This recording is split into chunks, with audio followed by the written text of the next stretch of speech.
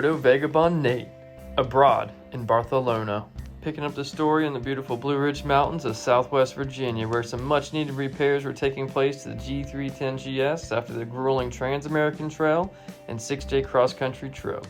The old GS freshened up and myself rested. It was time to explore some of my old stomping grounds, visit some old friends, and cruise the back roads just in time for leaf watching season.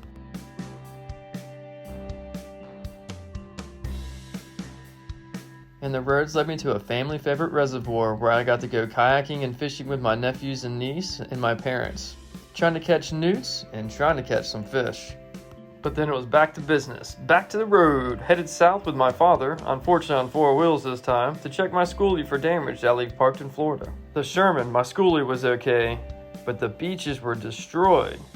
Now it's time to start enjoying life a little bit, take advantage of being able to put our feet in the water, enjoy the beautiful scenery of the coastline of Florida, and search for amenities along the coast of the Canaveral National Seashore.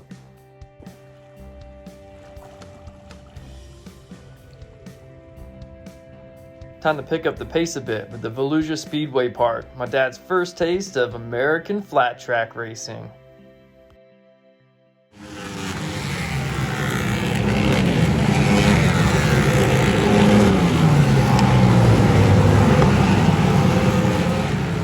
With enough playtime and family time under my belt, it was time to pack my bags and head abroad. My parents dropped me off at the airport where I jumped into the jet plane, and then it was an overnight trip into Barcelona to meet a friend I met in California and who agreed to guide me around the country.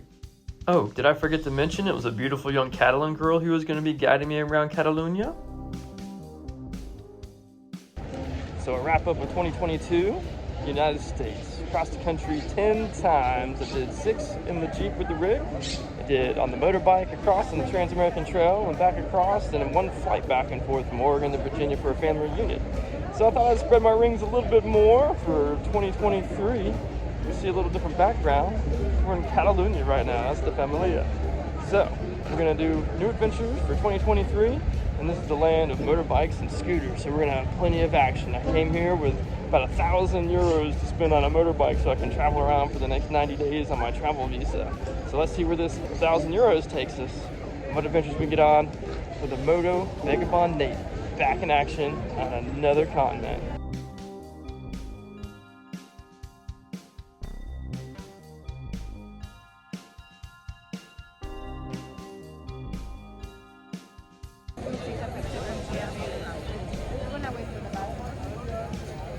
We decided to be super touristy and take the bus. We're going to take the blue loop and discover the northern portion of the city, and then take the red loop and do the southern portion of the city. There was a lot of stunning architecture to take in during the bus ride, but more importantly to me, tons and tons of motorcycles. Street triple. All different size, shapes, and colors. This amazing motorcycle mecca was at the Plaza de Catalunya.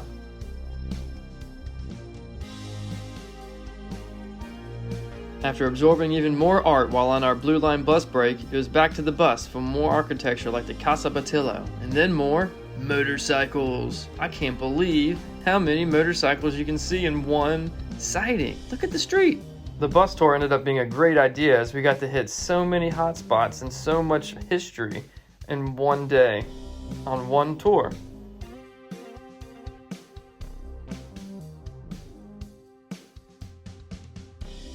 Then we took a ride on a hot, crowded train to the country, where we met a retired motorcycle journalist who gave us a handwritten map to the mountain of Puig Madrona. Col Sierra, taking a hike up through the national forest on the other side of the mountains. When I get to the top, I'll show you the castles you could see from the Barcelona side.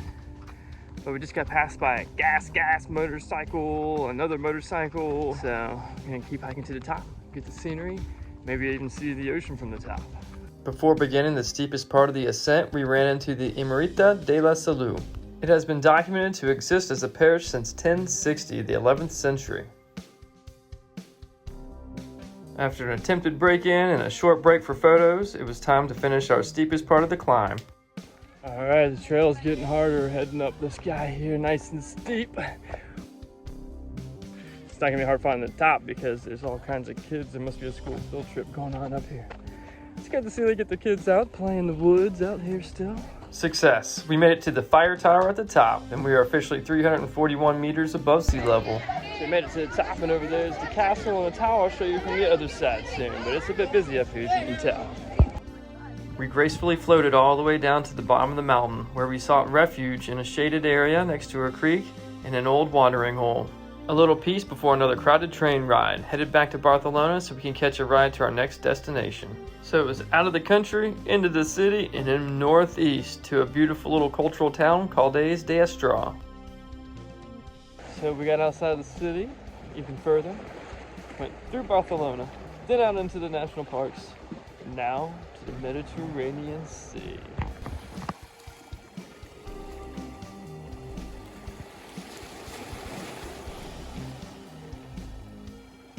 We spent the evening relaxing along the Mediterranean Sea, recuperating from a long day's travel, taking in the sights, sounds, and smells of the beautiful flowers. The next morning, we wake up to a beautiful sunrise over the Mediterranean Sea that we were going to get to actually experience today. Look, even the cats ride out here.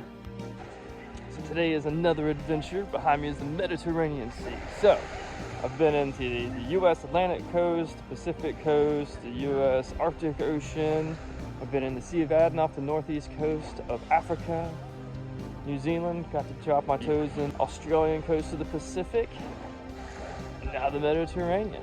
This beautiful little town along the coast of the Mediterranean Sea. So let's get in the water.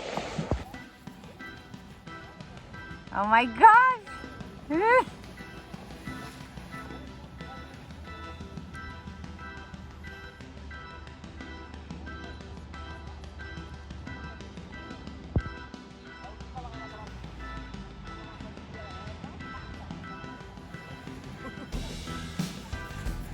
Clear and salty and beautiful. It was amazing how crystal clear the water was. So clear you could see the curious little fish swimming about your feet.